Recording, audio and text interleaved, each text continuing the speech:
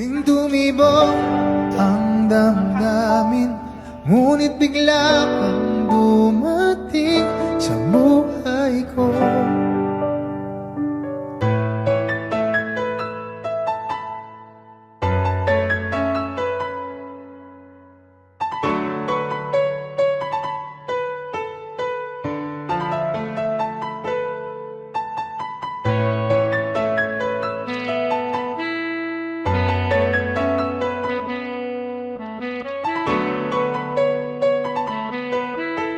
Sana ay ingatan ka niya.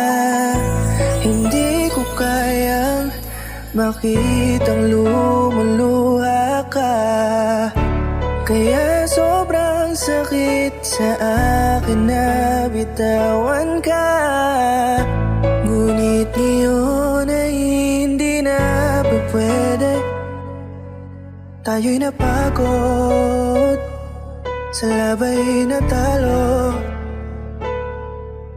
Kaya akin ang ipapaubaya.